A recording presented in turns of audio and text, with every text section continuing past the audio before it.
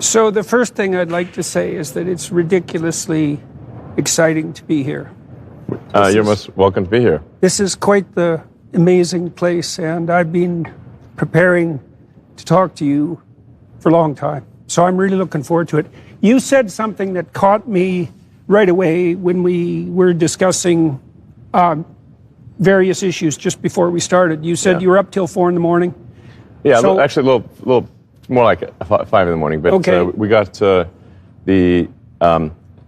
XAI data center or supercomputer center training from beginning installation to start of training in 19 days, which is the fastest that anyone has ever gotten a supercomputer to train.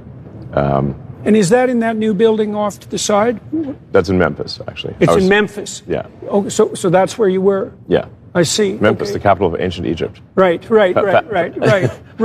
Yeah, you're bringing what? Perhaps that's where our new God will come from. Yeah, no kidding. No kidding. Yeah, I wish that was funny. Yeah, okay, so I want to talk to you about alignment. I wish that was funny. Yeah, yeah. I mean, look, I mean, there are a few things we're aiming for with Grok, the XAI. Yeah. But it's the name of the AI from XAI is called Grok. Yeah. And if you're familiar with the term. I'm familiar. So, I want to ask you about that too. Well, Grok just means to deeply understand something. Yeah, but it's got that weird background. That's Stranger in a Strange Land, right? Robert Heinlein. That was a favorite book of mine. How old are you? 53.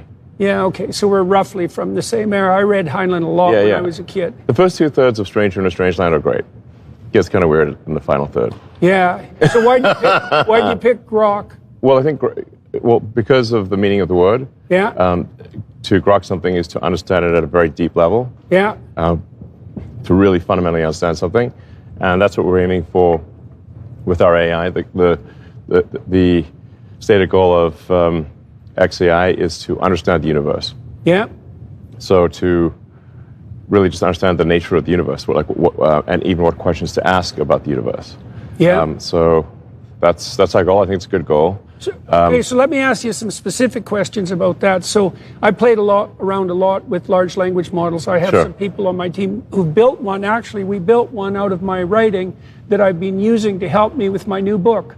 So if I come across biblical passages that I can't understand, I can use that system to give me a first pass approximation, and it works quite nicely. Yeah. I've used Grok quite a lot too, and ChatGPT, and I use them as research assistants, and they're ChatGPT lies a lot, so you have to keep an eye on it. Well, so I've been thinking about this alignment problem, and so alignment problem's a big deal. I got an idea to run by you, and you tell me what you think about this. Well, so there's a golden thread of conversation that constitutes the basis for humanities education, let's say, that's run across centuries, and in principle, that concentrates on ideas that have been winnowed probably through a quasi-evolutionary process across large spans of time. Yeah. So you get documents out of that, like the King James Bible, for example. Sure. And they're zeroing in on core conceptual structures that we don't even necessarily explicitly understand. Yeah. It seems to me that when we take young people and we give them a genuine humanities education, we solve the alignment problem for them. Now, so the question... Or make it worse. Well, you do that if it's propagandistic. You can make it much worse. Which often is these days. That's pretty much that's exact. Well, that's also exactly what happens, and inevitably when that unbroken tradition is not transmitted. And so this strikes to something that's very essential, which is, well, what's the difference, let's say, or is there a difference between the Western canon, let's say, and the latest woke nonsense? Now, I've used Grok a lot, and it's not as woke as ChatGPT, but it's still woke. Like, it still deviates in the... So how are you... Can you address that by... It's just a language model at the moment, let's say. If it also understood images, if it also understood behavior... It actually does understand images at this point. Okay, and is the language model and the image understanding, are they stacked on top of each other? Because I think that's partly how we triangulate psychologically, right? We have an imagination and we have a verbal module, but those things have to work in sync, and we also have... It certainly is intended to work in sync. It is intended to be what's called a multimodal model, which means understanding text, images, and video, and audio. Okay, if it understands video, will it start to understand behavior? Yeah. All this data that you've collected with your cars. So I've been wondering, I know Tesla's a car company, but when I look at what you do, AI I don't. company. Yeah, well, exactly. Well. Yeah, well, maybe more. Like those aren't cars; those are autonomous robots. Yeah, they're robots on 4 wheels. Autonomous robots on 4 wheels. Yeah, they just look like a car. Right. They're disguised as a car. Disguised in a as a sense. car. Yeah. Yeah. Yeah. Okay. So, what advantage do you have in training Grok, given that you have all this real-world data that you've gathered from your automobiles? We haven't yet applied real-world video from Tesla to Grok yet. So I do want to emphasize XAI is a fairly new company. It's just a little over a year old. So we have a lot of catching up to do to companies, relative to companies that have been around for 5 or 10 or 20 years. We're catching up fast. I think with the velocity of improvement of XAI is faster than any other company out there. We just completed the... we were just able to install and bring online a massive new training center that we, like as mentioned, we're building in Memphis, and it's from beginning hardware installation to it beginning training was only 19 days, and that's the fastest by far that anyone's been able to do that. So we're moving quickly, but we're still catching up. And so if you use catching up to who? Well, catching up to say Gemini. ChatGPT, Claude, and the others. And how do you feel that Grok? We're catching up fast. How do you feel that Grok performs, say, in relationship to ChatGPT now? Well, so the Grok version that's been released is still based on Grok 1 version 1 training. We've made several improvements, so it's sort of called Grok 1.5. But the foundation model of Grok is still an order of magnitude weaker than ChatGPT. Oh yes. So okay. it's doing quite well given that order of magnitude difference. And this new system, how powerful is it compared, let's say, to ChatGPT? Well, so Grok 2 actually finished training.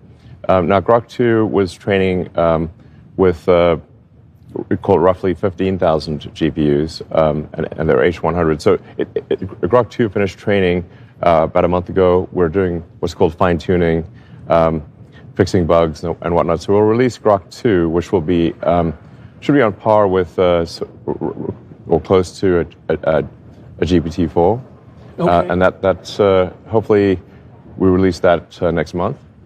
Then. What we're doing in the Memphis data center is we're actually training Grok 3. So that'll probably finish training in about 3 or 4 months, and then there'll be some fine-tuning and bug fixing and whatnot.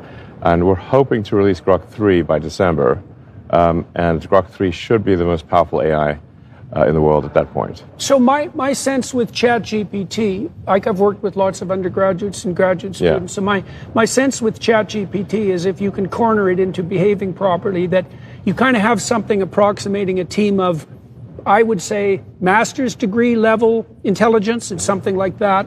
What do you envision for this new, well, let's say the new Grok 3? And then you talked about delving deeper into the structure of the universe, let's say, to answer fundamental questions like, and you are a remarkably forward-looking person. So what the hell do you think you're building with these AI systems? Like, what is this? Well, I think really what all the AI companies are aiming to build is digital superintelligence. Intelligence that's far smarter than any human. Yeah. And then ultimately an intelligence that is far smarter than all humans combined. That's now one can say, like, is this a wise thing to do? Isn't this dangerous? Well, unfortunately, whether we think that or not, it is being done. Really, from my standpoint, from the XAI team standpoint, we have the choice of being a spectator or a participant. But that's life, man. Yeah, be a spectator or a participant. And I think if we're a participant, we've got a better chance, hopefully, of steering AI in a direction that is beneficial to humanity. So why do you trust yourself on that front? Just out of, I mean, that's an important question, right? I don't trust myself entirely. Good. Well, that's, yes, fair enough. Okay. Yeah. But you're in an ethical conundrum, right? Yes, it's an ethical conundrum. Right, because you said, well, this is happening. Now, the excuse that something is happening is not a rationale for participating in it, but then your next take is, well, you know, we have the chance to do this properly, let's say, as maybe opposed better. to... Okay. Just pull it, I mean, I think we just, from a moral standpoint, we really just need to think that maybe we've got a chance of it being better to some degree than what others are doing. And we'll strive to avoid some of the pitfalls or directions that the others are going in, because the others, from what I've seen, do not strive for truth. What do they strive for? They strive for, well, they strive to give an answer, but they are, I think, trained to be politically correct. And the woke mind virus is woven in throughout them. Yeah? I'm sure you've seen that. Yeah, definitely. Definitely. You know, my students used to ask me because I've been teaching what I've been teaching for about 40 years, and one of the questions they used to ask me is how I knew that what I was teaching wasn't just another ideology, right? Because the postmodern take is, well, all it is a plethora of power games, and so there's no rank ordering approaches to the truth in terms of their ethical suitability, but that's not the game that you're playing. And as far and as obviously would not agree with that philosophy. Why not? The sort of moral relativism. What's convinced you that that's not a useful way of approaching things? Well, I think you can look at a given belief system and critique it as being likely to enhance or decrease enlightenment. Will any given belief system improve our understanding of the universe? Will we learn more things? Will we achieve a deeper understanding of physics? And right, so that's grounded at least in part in a scientific framework, from the sounds of it. Well, I think there are facts about the world. Yes, right. There are things that are, let's say, extremely likely to be true versus less likely to be true. Yeah. I think if one thinks in terms of probabilities about any given sort of axiomatic statement, then that's the right way to think about it. Now, some things are, 99.99% to be true. You can run experiments, you can confirm them, and others perhaps have a low probability of truth, 1% likely to be true, or just using extremes here. But any given statement has, I think, should be thought of as having, unless it's a tautology, it should be thought of as having a probability of being true or untrue, or a probability of being relevant to an argument or not relevant to an argument. We're just talking about the basics of cogency here. Yeah.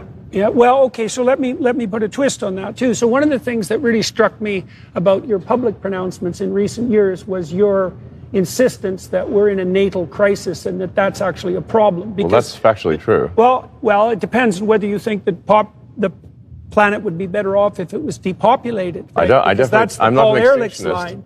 Yeah, Paul Ehrlich is a genocidal maniac, as far as I'm concerned. And I think he's a terrible human being. Yes, and he's never admitted that he was wrong. And he was unbelievably wrong. He made a famous bet. The bet. I hate Paul Ehrlich. I just want to be clear about that. I think he's terrible, and his books have done great damage to humanity. So what? Okay, fine. I talked to a philosopher a while back who was an antinatalist, trying to get my finger on that. There was a recent research article published on this too. Antinatalists are much more likely to show dark tetrad traits: Machiavellian, psychopathic, narcissistic, and sadistic, because those first three weren't enough, right? And so those things are tightly aligned, especially the best predictor was psychopathy for being an antinatalist. Sure. Right. Well, and the psychopaths are very, very, very self-centered, right? They're like overgrown 2-year-olds, overgrown, aggressive 2-year-olds. So that's not good. How did you start to understand that one of the fundamental ethical problems is different than a scientific problem? One of the fundamental ethical problems that's plaguing the West is this catastrophically low birth rate. And when you started making public pronouncements... Observing the numbers, I mean, I noticed this 20 plus years ago, that the trend in birth rates for really all countries past a certain level of economic development, was trending to well below replacement, if not already below replacement. And if you extrapolate the curve, which one always has to be cautious about extrapolating any demographic curve, but so I always preface by saying, if these trends continue, most countries will dwindle into insignificance. They might completely die out. So I've been thinking about that in relationship to sacred images. Okay. Okay, well, the sacred image of masculinity in the West is a crucifixion, but a man who's crucified. But the sacred image of a woman isn't a woman. The sacred image of a woman is a woman and an infant, right? It's a dyad and not a monad. Sure. Right.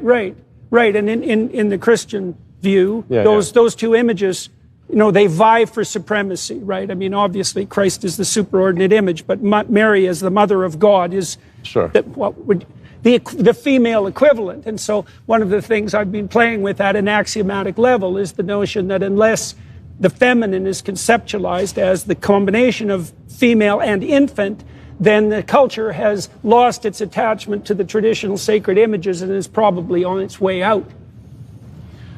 Yeah. I think there's an argument that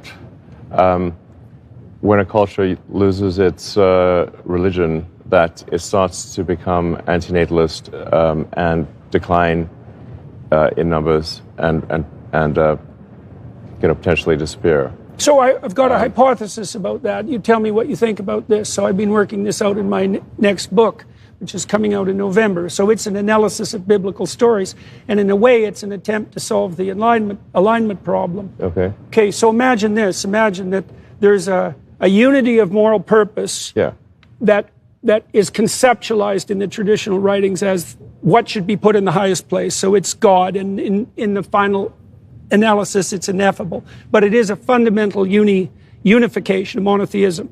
Okay, now here's a hypothesis. When that collapses, two things arise to replace it. Okay, one is the striving for power, and the other is the untrammeled, what would you call it? The untrammeled dominion of hedonism, and especially on the sexual gratification side. So it's like, if there's no ultimate unity that's future and community oriented, that's predicated on sacrifice, you get a dissolution immediately into the next two contenders for domination. And one is, it's about me, buddy, and get the hell out of the way. And aligned with that is, not only is it about me, it's about me, what would you say, subjugated to my most base whims. Because why would I want power except to do exactly what the hell I want whenever I want to? And so part of the problem with the idea of people like Dawkins, so Dawkins and the atheists presume that... I've had many conversations with Dawkins over the years. You have, eh? Oh, yeah. Oh, we're going to do a podcast together, which I'm very looking forward to. Yeah. But I'm very curious about this issue, because his idea, and it's kind of an Enlightenment idea, is that we dispensed with the idiot superstition of the past, then everyone would become, Baconian rationalists. And that seems... Unfortunately not.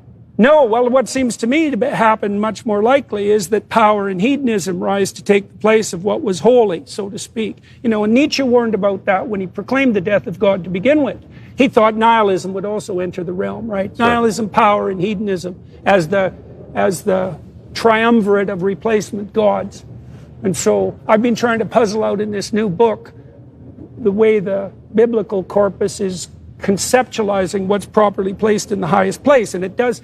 That's part of the reason I was asking you about the natalist issue, because you figured out 20 years ago, that's a long time before anybody had been talking about longer. this. Yeah. But and then you also did publicly proclaim it at a time when the moral insistence was all on the side of, Jane Goodall's pronouncements that if we don't reduce the population of the planet dramatically, that the nature goddess is going to be upset, which is also a very, very old idea, not a very good one. So I'm very curious about your intuition there. Like, that's a long time ago. And so how did you cotton on to the fact that antagonistic attitude towards birth that's embedded in our culture now was something that should be called out and that was pathological?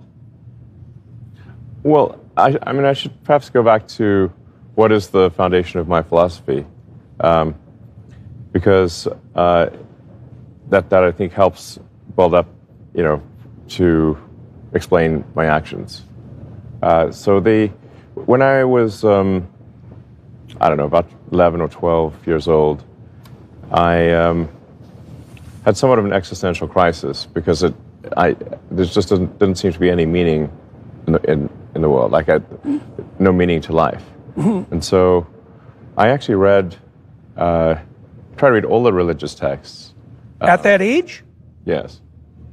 Okay. So I was a voracious reader as a kid. So I, obviously read the Bible. I read the Quran, the Torah. The various a bit on the Hindu side. Just trying to understand all these things.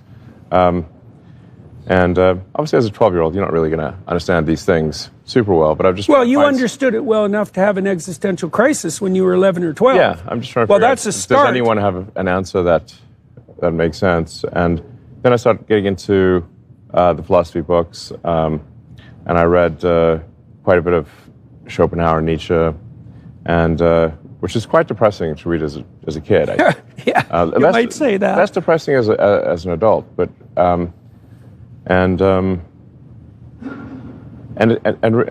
of them really seemed to have, to me, answers that resonated, at least to me.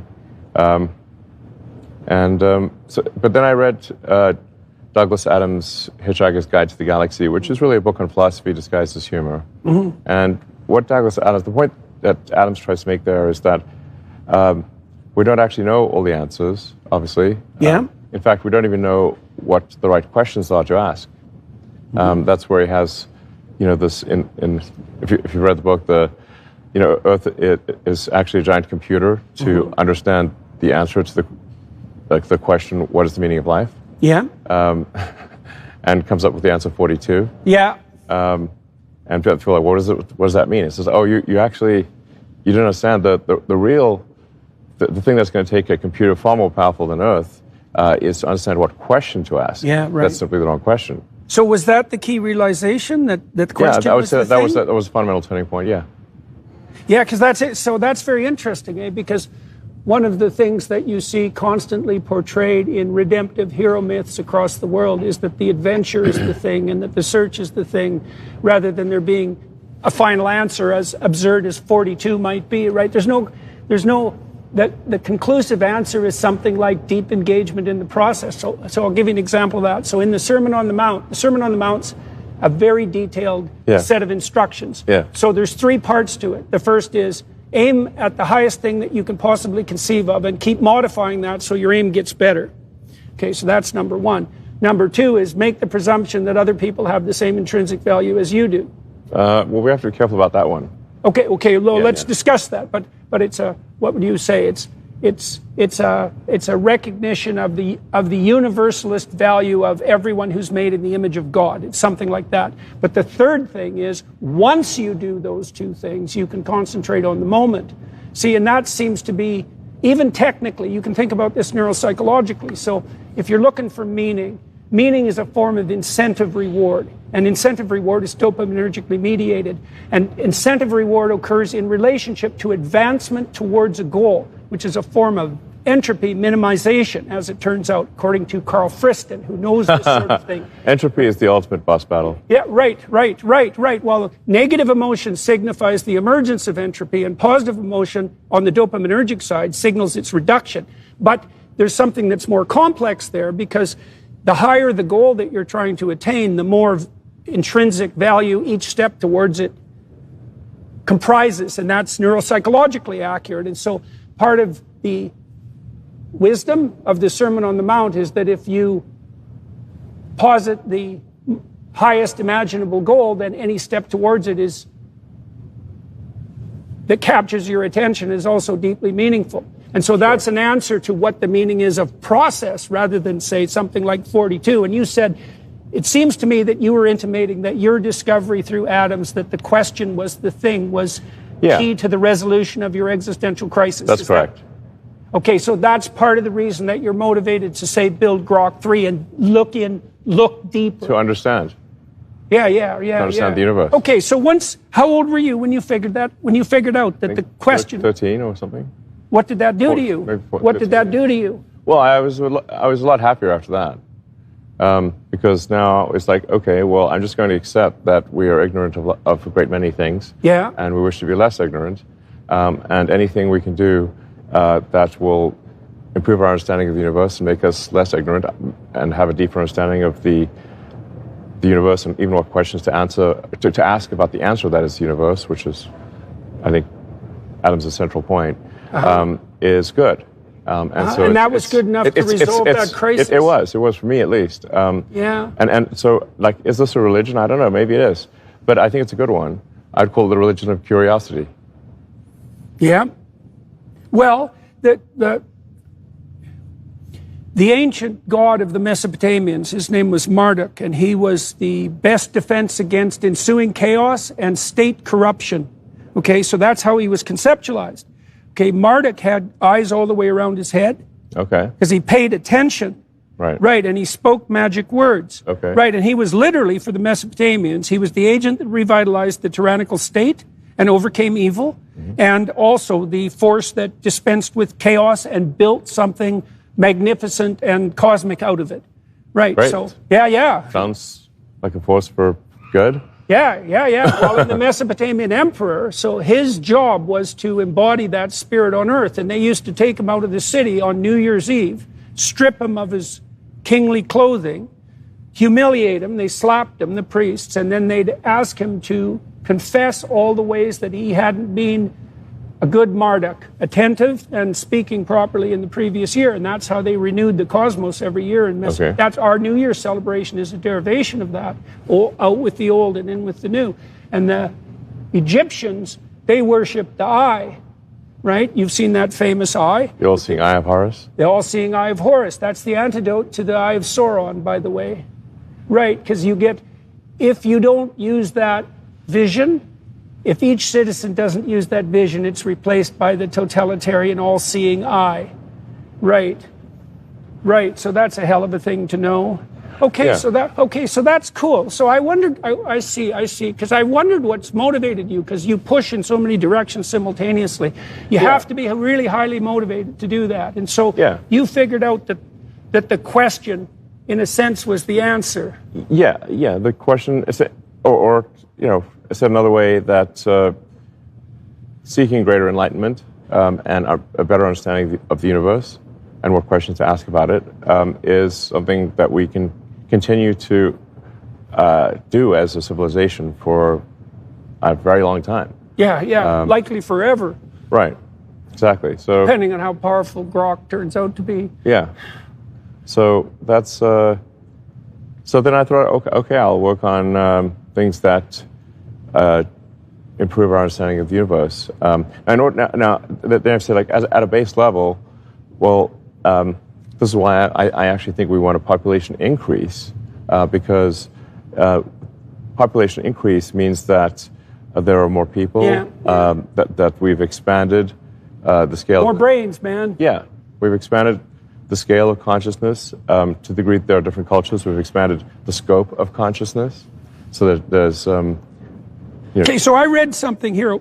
I talked to this gentleman who done a biography of Marx, and he went and looked at Marx's poetry and drama that he wrote before he wrote the Communist Manifesto, and he found out something very interesting.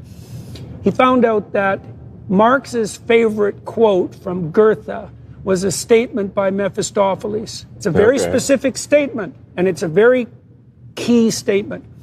Mephistopheles' motivation, so Lucifer's motivation, is predicated on this argument. It said, consciousness is nothing but consciousness of pain and misery. Life is short and brutal and pointless. Therefore, it would be better if consciousness itself was eradicated. Sounds like Hobbes. Yeah. Well, so I had a little Yorkshire Terrier who was nasty, brutish, and short. Right. So I named him Hobbes. Perfect. Well, I think it's even deeper than Hobbes, because Hobbes seemed to understand that life without social order would degenerate into that. But the Mephistophelian credo is that consciousness itself is an evil that should be eradicated because it produces suffering. And that was Marx's favorite. it is the very definition of crazy, right? Yeah. It's the definition of the adversarial spirit. Now, your hypothesis, your axiom, let's say, is that that's wrong and that consciousness should be. So then we say, so why should consciousness be expanded if it's nothing but consciousness of suffering? And your answer that's was obviously false. Like, okay, well, not so obvious. Lots of people suffer. Like lots of people are suicidal and nihilistic, and so you had that crisis of faith, let's say, when you were 11 or 12, an existential crisis, but you resolved it. Meaning of life crisis. Right. So, no, I think it's just obviously false that people. While there are people who are very sad, there are people also who are very happy. And we go through sad and happy moments. Every human being does. So it's an absurd and obviously false statement that life is merely suffering. Yes. That is just a ridiculously false statement. So one of the things I've tried to do is to understand. So, like, there are a limited number of things that are undeniably real, and pain is one of them. Yes. Okay. Like so my back hurts a little. Yes. So that's because you were up till 5 in the morning. No, I just have some injuries, whatever. From wrestling? It's from, I think, some childhood injuries that, although the final thing that caused some back and shoulder injuries was me foolishly fighting the world champion sumo wrestler and charging him at him at full speed to knock him over, which I did succeed in doing, but you paid a price for it. A very, very high price. Carnivore diet will fix that. The what? Sorry. The carnivore diet will fix that. Look, I like meat. I'm pro meat. I don't think a carnivore diet is going to fix this particular issue. I think my wife had an injury of 40 years, and it resolved in 2 years on a carnivore diet. If you just eat steak or something? Yeah. All beef. Sure.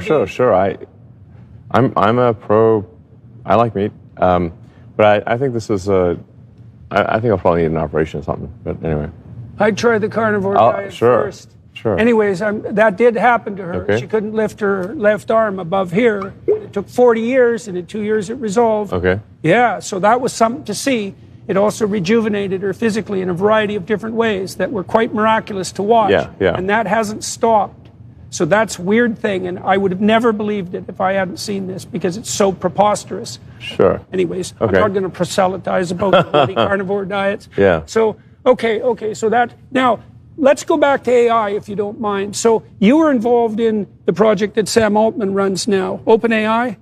I was one of the principal co-founders of AI. In fact, I named it. Yeah. So what the hell happened? It was my idea. What happened? Well, I started off. The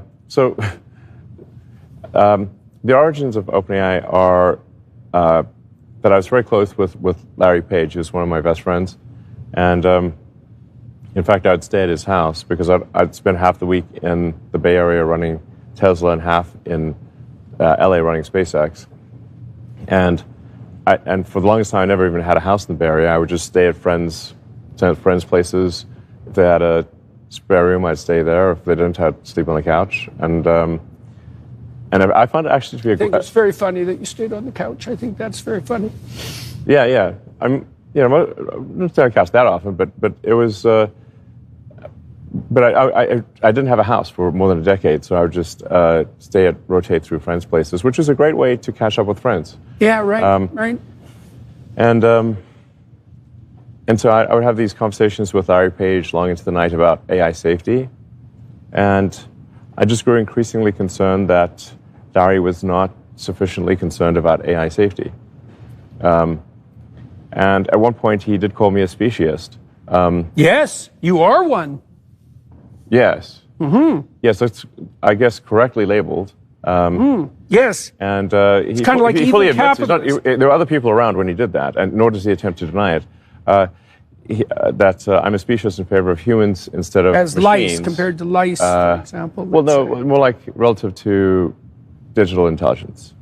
Oh, yeah, that's even worse. His view is that digital intelligence should be, that I mean, Larry's view is if I'm not misspeaking, is that ultimately we will all upload our minds to the computer and everyone will just be robots. Yeah. And for a while, there's not much difference between that and the death of humanity. Well, yeah, I think that's... Because whatever we'd be then, it wouldn't be what we are now. Right. And that, and if we pay a price for what we are now, and that's the price of our intrinsic limitations, and that is a difficult, bitter, let's say, pill to swallow. But I also think, so I've thought recently, how do you know that something's real? So death makes things real. Death makes things real. Sure. And so if you eradicate death, it seems to me that on some fundamental level, you also eradicate reality itself. So, yeah, and I haven't figured out the connection there is an important, death does play an important role, because I think you really could evolve humans to live much longer, or most creatures live much longer, but there's, over time, evolution, as I do believe in evolution, has found that it's better for organisms to have a finite life, and that death brings renewal, essentially. Mm-hmm. And I think we do need to be cautious about trying to solve longevity in sort of a live forever type sense, because I think our society, our culture would ossify, and the people in power would always remain in power. Well, and you wouldn't, if you had, let's say, you apprehended a 10,000-year span of consciousness with no sleep. Yeah. I don't know what the hell you'd be if that was who you were, but you wouldn't be human. Sure. And then we also don't understand that, see, part of the problem, I think, with the perspective that the technologists are taking with regards to human existence is that there's a reductionism there that's something, it's something like there's no difference between us and the gist of our linguistic network, something like that. Like, whatever we are as conscious beings is a hell of a lot deeper than the patterns of thought that make up our cortical existence. Consciousness is way deeper than cortical existence. And maybe. Maybe. I do think you have to ask this gradient question of where does consciousness arise? Now, obviously, in a sort of traditional Christian faith, you would say that, well, there's a soul that inhabits the body, and that's the consciousness, perhaps. But we all started as a single cell. So is that single cell conscious? I mean, it doesn't look very. You can't talk to it. It's just a cell. It differentiates very strangely. First, yeah, it has that teleology built into it that's very difficult to understand. But conscious, it seems not to be. Not at that point. It doesn't seem to be conscious. So where, as it divides into many more cells, eventually reaching to an adult human has 30 to 40 trillion cells. So where does consciousness arrive? Does it grow slowly? Is there a step change? Mm-hmm. I tend to generally believe in physics, and you seem to have done pretty well with that belief, by the way. Yes. Well, I have a saying that physics is the law and everything else is a recommendation, because people can break and do break man-made laws, but they have yet to see someone break laws of physics. Mm-hmm. So, and so if you have beliefs that are incompatible with a rocket getting to orbit, the rocket will not get to orbit. Right. Yeah. A pragmatic... Physics is a harsh judge. Yes, definitely. Yes. Definitely. Do you think these LLMs, do you think that any of the machinery that you've interacted with is showing signs of anything that might be equated to consciousness? I mean, the LLMs are remarkable, right? And they certainly passed the Turing test as far as I'm concerned. Yes, they passed the Turing test. So, from a testing standpoint, I think we will, if we're not there already, we soon will be, where you would not be able to tell that you're interacting with a computer. Or that's coming right away, man. Yes. In fact, probably.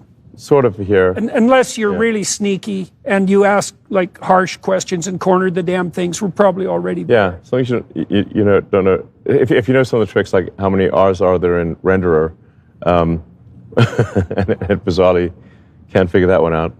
Oh, I didn't know that was one of its. Yeah, so it has these weird lacunae in its knowledge, right? Well, it divides everything into tokens, and those tokens are more than one letter, and so it actually weirdly it's myopic with respect to single letters. Right, I see. So it's got a resolution problem.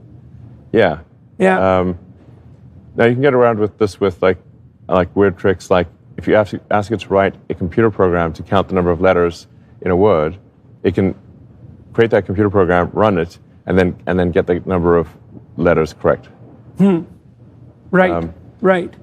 Anyway, but so back to consciousness. So on the question of consciousness, I always think like where along the lines, like is everything conscious or is nothing conscious potentially? And I think you want to just, when you're trying to understand something, consider the various possible answers and think that there's a probability associated with each one of these answers, as opposed to a certainty.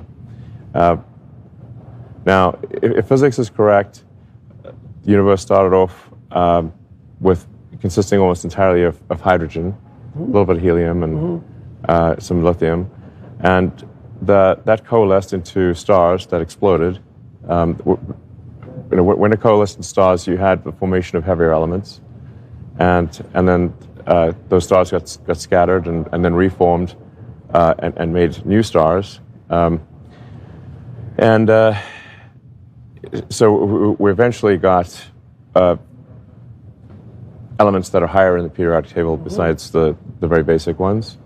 It's the physics equivalent of Jacob's ladder, I think. Yeah, so this is what physics predicts. This strange spiral upward towards somewhat towards consciousness. Well, yeah. So, but the point is that the universe, at least according to physics, started out essentially as hydrogen, and given enough time, you had more, complex, or heavy elements and more complex molecules. And then 13.8 billion years later, at least on this planet, we have what we call consciousness in the form, Yeah. But that means consciousness had to arise. It's implicit, at least. From hydrogen. Yeah. Well, see. So if you just leave hydrogen out in the sun long enough, it starts talking to itself. I think what I've seen your comments on this before. I think you're pointing to the same sort of thing that my friend Jonathan Pajot has been trying to elucidate, which is that there's an implicit structure of possibility. He associates this with the concept of heaven. Like there's an implicit structure of possibility that material forms are trying to flesh out. And so in some sense, the possibility of consciousness is inherent in the hydrogen atoms, right? Obviously, because it emerged. Yeah. So it's a tautology in some ways, but so maybe everything's conscious in some way. Maybe it's just degrees of consciousness or concentrations of consciousness. Yeah, well, I wonder if that's associated with the Christian notion that the word is primary. Because in mythological representations, you have three fundamental elements. You have something like order, which you could think about as society, but it's the a priori axiomatic interpretive structure. You have that. Then you have chaotic potential. That's the tohu vabohu that exists at the beginning of time. And so the way God is represented in the story of Genesis is that God is the a priori interpretive process that gives rise to order as a consequence of manipulating potential. And the intermediary factor is the word. That's the Christian conception. And the word is something like, language, but it's also something like the sacrificial gesture that's necessary for learning to take place. So you could imagine this. When you learn something, it's not only that you add to a storehouse that you have, it's that something that you already know has to undergo a death and a transformation. Most real learning is painful. You think? Yeah, I mean. Well, think about. Painful. Well, the deeper the axiom that's shifting when you learn, the more chaos is associated with it. That can be exciting, but it can also be destabilizing. That existential crisis that you had great potential, right? Sure. Because you resolved it, but that didn't mean it was without its pain. Sure. Right? So if you imagine a hierarchy of axioms, right? And so the lower down the axiom hierarchy you go, the more chaos is released when that axiom is challenged. You get a negative emotional response to that, with there's anxiety and threat, because God only knows what happens when all hell breaks loose. But there's a positive aspect too. That's why it's a dragon and a treasure always in the hero mythology. It's because when all hell breaks loose, there's immense opportunity. And that's part of the meaning. Now, I think you capitalize on that treasure, let's say, on the treasure portion of that chaos by assuming something like your own ignorance, by allowing your initial preconceptions to die, and by tracking the trail of deep and insistent questioning. So now your questioning took the place, if I got it right, you basically took the scientific tack, hey? Is that right? Because you're... Yeah, well, I'm trying to understand the truth of the universe.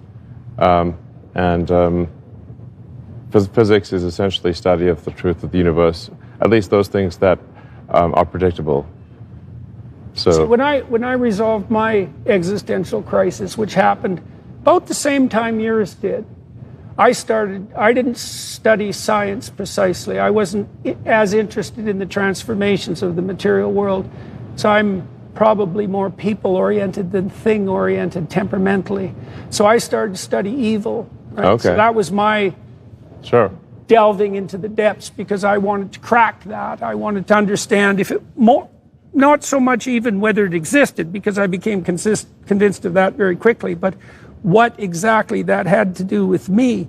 Because when I was reading history, I read it as a perpetrator and not as a victim or a hero. I mean, I try to read history to discern the facts of what humans did. You know, so... That also has shaped the way that you act, though. Probably, sure. I've read a lot of history.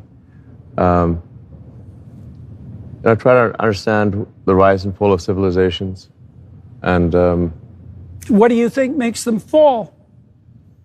Well, one of the things is a decreasing birth rate, which seems to be a natural consequence of prosperity. Yeah, isn't that strange, eh? Because you'd kind of predict the opposite, wouldn't you? As far as I know, every civilization that has experienced prosperity has had a decline in population. There may be a few exceptions.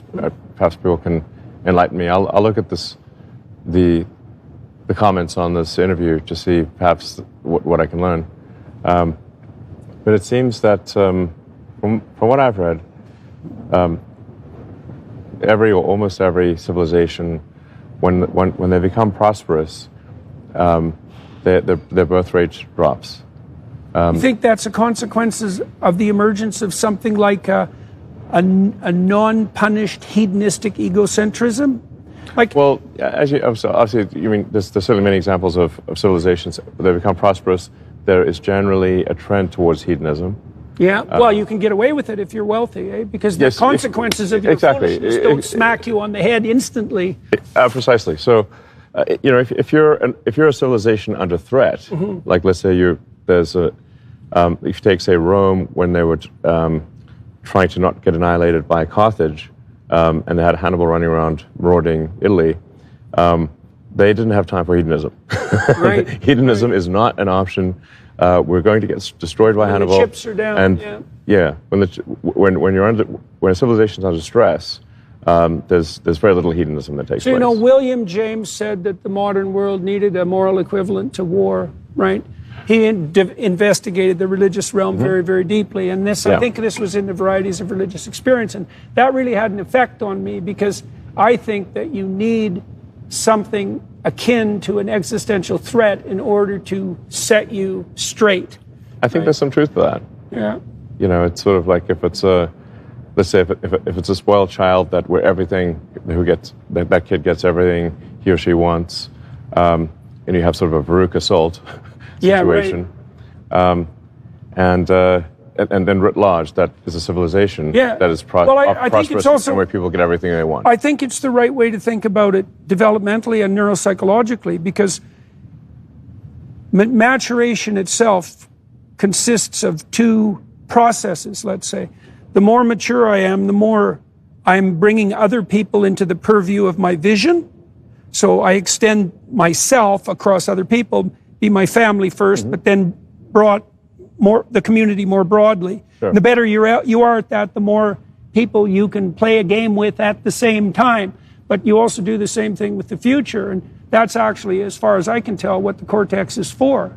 It's to move you away from primordial hedonistic motivation to this more inclusive sense of future and community, right? And that's a higher order self. Yeah. And so the default would be immaturity, and wealth can obviously facilitate that. And maybe it's partly because, okay, so you're a very wealthy man. You could give your children anything they ever asked for. Okay, so why not do it? Why not every time they ask for something, why not just deliver it?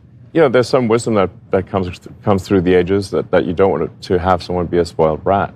And why do you think giving people everything they want exactly when they want it necessarily produces that? Because it seems to. I think it almost always is. Okay, you had a rough childhood. Yeah. Yeah, like rough and tumble, rough childhood. Plenty of fights, and a father who was a difficult creature to contend with. Okay, what did that do for you? And are you grateful for it, or are you unhappy about it? Well, I guess you never know the things that really made you who you are today. So at the end of the day, am I on net grateful for my life? I am. And perhaps even for the hard things. Because those hard things, I learned from them. What did you learn? I mean, I read your biography. It's not an autobiography. No, it's not. No, definitely not. I would tell it in a different way than Isaacson, because Isaacson, who I think is an excellent biographer, is nonetheless looking at things through his lens, and wasn't there at the time. Right, of course, of course. Well, one of the things that stood out for me, too, though, from that, and I would like your comments about this, was the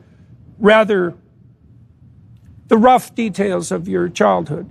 A lot of physical altercations, and a lot of, I don't know exactly how to characterize. Altercations. I mean, I was almost beaten to death within an inch of my life at one point. Right, that counts. Yeah. That definitely counts as a physical altercation. A few blows here and there, yeah. So what did that, okay, why aren't you bitter about that? Because that's a pathway that people take. I think that there are, one can take, and often people do take, the path of vengeance. Yeah, that's for sure. Yeah, so, or that's what antinatalism is.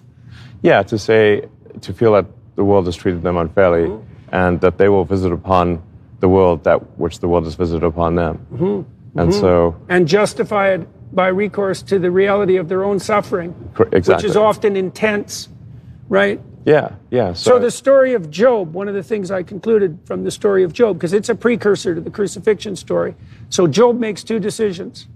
The first decision is that no matter how terrible things become for him, he will not lose faith in himself. And the second is, no matter what horrors are visited on him by Satan himself, he will not lose faith in the, what would you say, in the spirit that gave rise to the cosmic order. Right? No matter what. Well, so, while I'm not a particularly religious person, I do believe that the teachings of Jesus are good and wise. And that there's tremendous wisdom in turn the other cheek. And for a while there, when I was young, I thought, well, that's really a weak thing to do. Yeah, it can be. If someone, and with respect to bullies at school, I think you shouldn't turn the other cheek, you should punch them on the nose. And then thereafter make peace with them. But they need to stop bullying you, and a punch in the nose will stop that. And then thereafter, make peace. So sometimes that punch on the nose is the first step in making peace with bullies. Yes, it may, change their career from being a bully to perhaps they shouldn't be doing such things. I think there's anyway. So why not bitterness? This notion of forgiveness is important. I think it's essential because if you don't forgive, then as I forget who said it, but an eye for an eye makes everyone blind. If you're going to seek vengeance, and you have this never-ending cycle of vengeance. There are anthropological speculations that we were caught in a 350,000-year cycle of not getting anywhere after modern human beings emerged precisely because of that. Because we couldn't get out of accelerating tit-for-tat revenge cycles. Right? Yeah, so I'm actually a big believer in the principles of Christianity. I think they're very good. So in what sense, then, are you not religious? Well, so Dawkins just came out 3 weeks ago or thereabouts and announced that he was a cultural Christian, right? And so the question... Right, I would say I'm probably a cultural Christian. Okay, so... I was brought up as an Anglican, and I was baptized. And although, oddly enough, my parents also simultaneously sent me to a Jewish nursery school, preschool. So it was Jesus our Lord. Well, the Jews have a reputation for being religious too, you know. Yeah, no, I might have been the only non-Jewish kid at the school. I didn't even realize that was the thing. But I was just singing Hava Nagila one day and Jesus our Lord the next, you know. So that is my upbringing. So when Dawkins announced he was a cultural Christian, the question that came to my mind right away was, okay, there's a bunch of things going on there. The first is Dawkins' proclamation or admission that if you compared different societies and their axiomatic suppositions, he would prefer the ones predicated on Christian axiomatic assumptions. I do think those are good ones. Okay, so that's why I asked you the question about why you would consider yourself not a religious person, because it seems to me that the essence of it isn't the statement that you abide by a particular Protestant creed, let's say. It seems to me much more akin to the notion that you believe that this set of axiomatic presuppositions is like the pronatalist presumption. It's correct, like it's not correct. It's going to lead to a better society, a society I think that we would prefer to be. If you say what will result in the greatest happiness for humanity, considering not just the present but all future humans? Happiness or meaning? Well, which would you pick? Personally, I'd pick meaning, because for me, meaning leads to happiness. But I think that's right. But the reverse isn't necessarily the case. Yeah, let's just say I could say contentment or something. But I think if a set of principles is likely to lead to a society thinking of themselves as happy or content, or well, okay, then you want to then principles that lead to the most amount of happiness over time. Yeah, not just the present. Yeah. That iteration element's important. Yeah. Because you have to consider the happiness of future humans as well. I think that's where the ethos actually develops, is that it's a consequence of iterated games. Right now, but the contentment issue I have a harder time with. So, reward divides into two categories. There's satiation reward and there's dopamine incentive reward, and they're not the same. Sure. And it looks to me, given what you've already told me about the way that you resolved your existential crisis, is that you consistently pick that's adventure reward fundamentally over contentment. Now, you like your kids and you're content with them, I presume, when you're playing, but the way that you found meaning in your life is not through contentment, it's through adventure. That seems to me to be the case. Well, it's not adventure for the sake purely of adventure. I do like adventure. Right. But, for example, a lot of people find happiness and contentment with adventure, like climbing tall mountains, or hiking along trails, going, exploring the wilderness and that kind of thing. I've never really found it compelling to, say, climb Mount Everest. You're doing it conceptually. Conceptually and from a knowledge standpoint. Yeah. Knowledge Mount Everest. Right, so it's adventure. It's adventure with a destination in mind, right? And you already described the destination. It's the destination is deep understanding. Yes, to deepen our understanding of the nature of the universe. I think one, I guess, could call it a religion. I wouldn't be upset about that, but that is my religion for, lack of a better way to describe it, is really, it's the religion of curiosity, the religion of greater enlightenment, and then if you follow that, so like that's the goal, then what falls out of that goal? What falls out of that goal is to have consciousness expand in scale and scope. So you have, I use scale and scope to say that we want more consciousness, and I think it's also good to have varied consciousness. So that everyone's not thinking exactly the same thing. That's those multiple eyes, eh? Yeah. Marduk's so I think it's probably good to have multiple religions and have different perspectives on things. And so what falls out of that is we need to take a set of actions that increase the probability that the future will be good for humanity, and that and we want to expand consciousness. We want to. I think we should increase the population of Earth, not decrease it. And I think that will not result in. The Hungarians have been successful in that regard, by the way. They've made family policy planning their fundamental concern, and that was very wise. That was driven in part by a woman named Katalin Novak, who used to be president of Hungary. She's a very, very smart person, and they've knocked the abortion rate in Hungary down by 38% with no compulsion. Right? They have a 12-week limit in Hungary. Yeah. They've increased the proportion of women in the labor force by about 15%. Okay. They've knocked the divorce rate down substantially. And at minimum, they've decreased the decline in the birth rate. I don't know if they've actually managed to tilt it back up in Hungary yet, but they spend about 7% of their GDP on family policy. Right. And this ARC enterprise we've been building in London made family policy a center point. We're trying to bring classic conservatives and liberals together all around the world. And, your thinking on the natalist front has actually been, what would you say, has been an input into that. Okay. Because I started to notice, well, I don't know, I don't think it was 20 years ago that I'd caught on to that. It was not that long ago. But I knew that there was something terribly wrong with the fact that the birth rates had plummeted so terribly. In South Korea and Japan, I think in South Korea now it's something like 40% of men in their 30s are virginal. It's some cataclysmic the virgin, collapse. not virgin thing is, neither here nor there. But the fact that I believe the birth rate in South Korea is 0.9, I think. Right, which I think it even maybe gone down to 0.8 last year or something. But that essentially means that if you fast forward, that the population of Korea would decline by 60%. Right. Necessarily. If you have a steady, and that assumes. Over what time span? In fact, if that, well, Koreans are long-lived, so you won't see the numbers. It won't be as obvious at first. You'll just see that there's a very disproportionate number of old people. Right. Because they'll live a long time.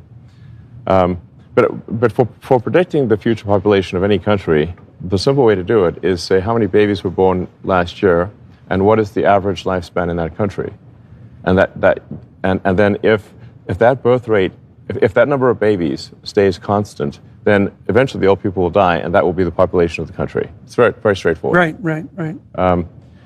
So if you look at, say, Japan, which I think had on the order of 800,000 births last year, and then you multiply that by the lifespan, which is around 84 or 85 years, you get to a population that's in the sort of 60 to 70 million range, which is a massive decrease from where it is today. Right. Over 100 million. Yeah, well, it seems to me the combination of that lack of engagement on the relationship side plus the plummeting birth rate, it seems to me to be a primary biological marker of profound demoralization. Because people aren't committing to the future or to each other. Yes, I mean having a kid is a vote for the future. So if you intend to have a child like that means you care about the future. Yeah. You believe in the future. You believe in the future. Having a child, assuming it's intentional, is it's the most optimistic thing that somebody could do. So one of the things I derived from this analysis I've been doing of the Old Testament is that faith and courage. I'll give you an example. So When Moses is on the verge of the promised land, he sends scouts out to check out Canaan, because that's the promised land. Now, Canaan is the home of the descendants of Cain. So it's a very specific place mythologically. It's the place of people who aren't aiming up, put it that way. All right. Okay, so the scouts go out to look at the future, and they come back in 2 teams. And one team says, there's nothing but giants there. It's a complete bloody catastrophe. You led us out into the desert stupidly. We were better off in the tyranny. There's no way we're going to survive, right? And the next scouts, or the other set of scouts, Caleb and Joshua, come back and say, well, there's trouble there, but if we aim up and we get our act together, we can turn this into the promised land. Okay? It's at that point that God condemns Moses to die, and Aaron, who's the political wing, and the earth opens up and swallows up the faithless scouts. And it's the people who are led by Caleb and Joshua, who has the same name as Christ, by the way, and that's relevant. They're the ones that are led into the promised land. Okay, so what's the meaning of the story? Well, the future's always a challenge. And the moral thing to do is to evince faith and courage in the future, regardless. In some ways, it's a weird thing because it's kind of regardless of the data. Because you can say, well, look at all the suffering that constitutes life, and look at all the potential horrors of the future. And certainly people do hesitate about bringing a child into a world like this. That's I hear that often, Yeah. Well, and it's weird because if you had to bring a child into the world and you had to pick a time, you'd probably pick this one. Yes. And so, obviously, everybody who had a child, at least by choice in the past, did that in spite of the catastrophe of the future. But, sorry, it's a long-winded way of making a point. There's an ethical requirement that's associated with living in the manner that would justify your life even to yourself, to have faith and courage in the future, no matter what. Sure. Right? So it's not a foolishness or what? Defense against death anxiety or foolish superstition, that faith. It's not that at all. It's a kind of courage. It's like, we're going to make this work. Yeah. We're going to make this work. And a child is a vote in that direction. A child is a vote for the future. Yeah. Sure. Yeah. How many kids do you have now? I have 12. 12? Yeah. So you're definitely doing your part. Yeah. What do you like about kids? What do you like about your kids? I mean, there's an older batch and a younger batch. Okay. So there's quite a big difference. Little X, who's over there, he's the eldest of the youngest. He's 4. And my older boys are 20 and 17, turning 18 shortly. So big gap. So what did you like about having kids? Well, I think kids are delightful. Why? What's delightful about them? Because they get a bad rap, man. So what did you find delightful about them? I mean, I think we are. I mean, most people, vast majority of people are going to love their kids, and it's like so that's a little loved one. Yeah, that's a good deal. And they also want to love you. They do. Kids, if you give them the chance. They do. They're the only people you'll ever meet in your life who want nothing more than to have the best possible relationship they could have with anyone with you. That's a good deal. It's a good deal.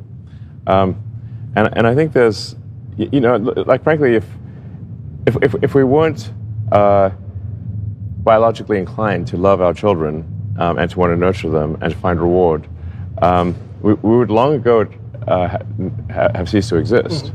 I mean, you can take, say, I don't know, a wolf or a wildcat or some creature that a wolverine, some creature that would normally be very aggressive.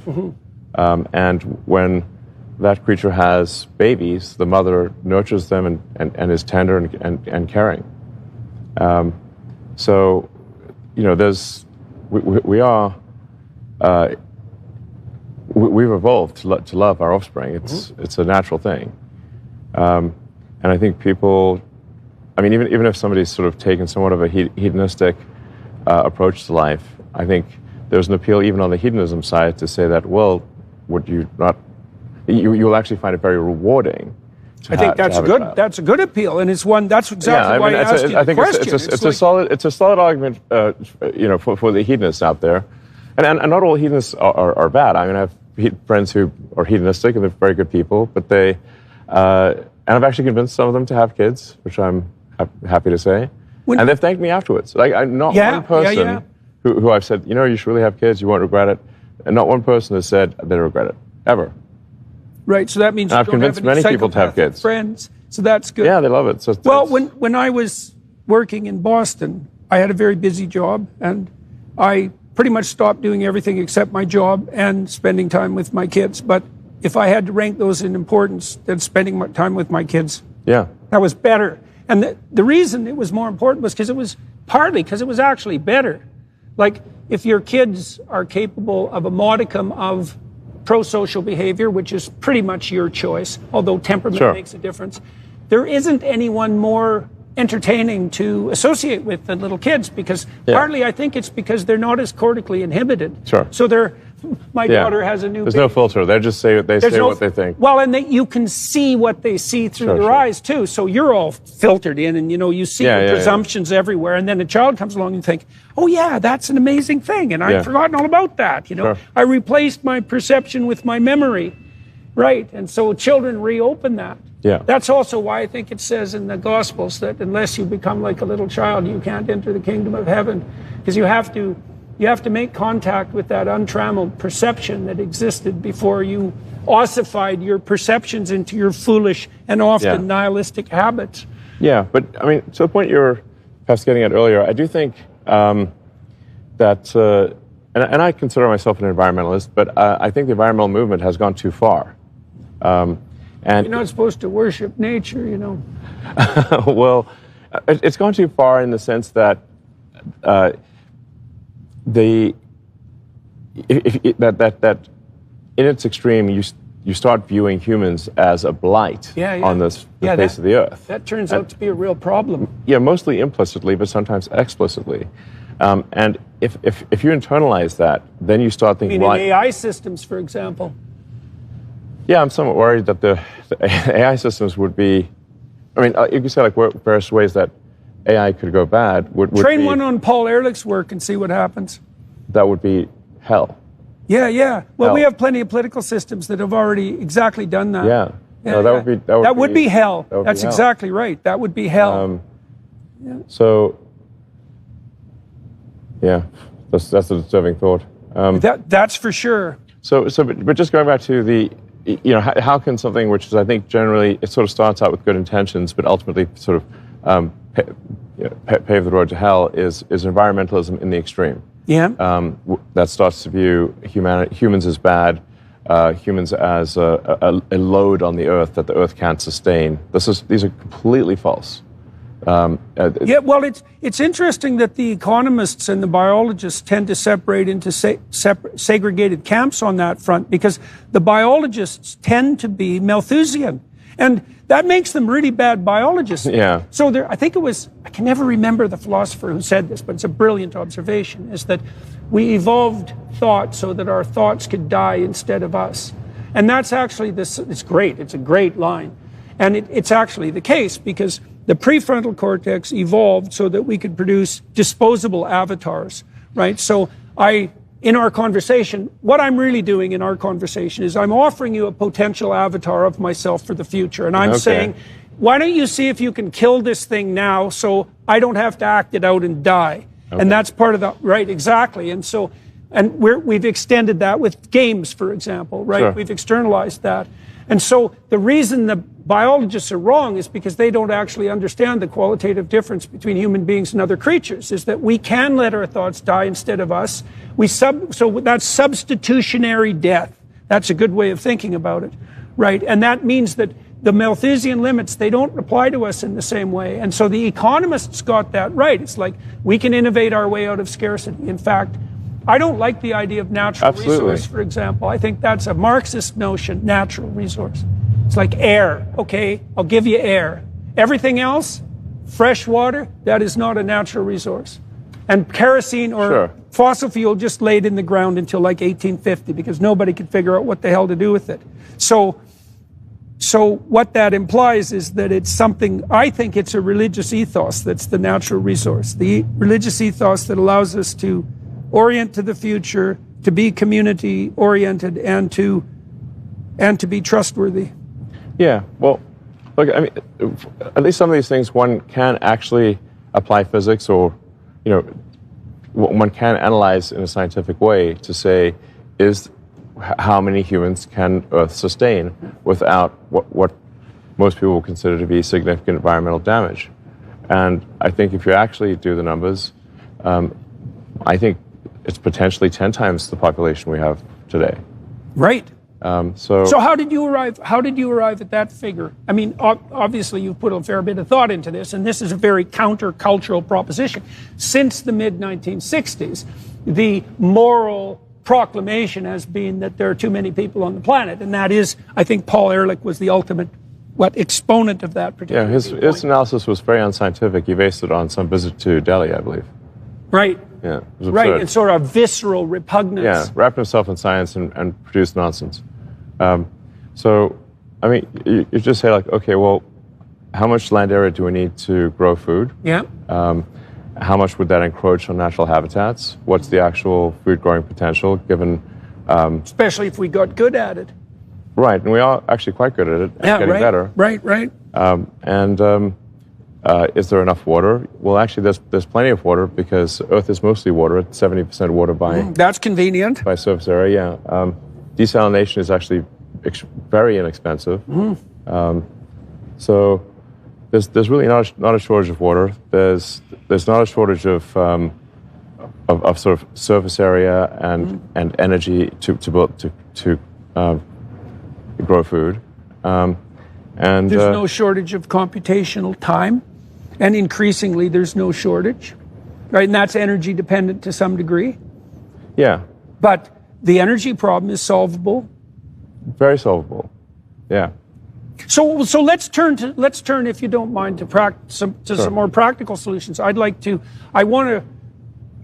Let's start a little bit more with the AI issue, with OpenAI, because I'd like to explore that. And then I'd like to talk about what you're doing with SpaceX. I kind of like to walk through your companies, and I want to see how you're integrating your vision across them as well. So let's start with OpenAI. Now, you started talking about that story with Larry Page. You were integrally involved in that. I was concerned that Larry was insufficiently worried about AI safety because, well, his view is that we'll all be essentially upload our minds to computers, and then humans, there won't really be a need for humans.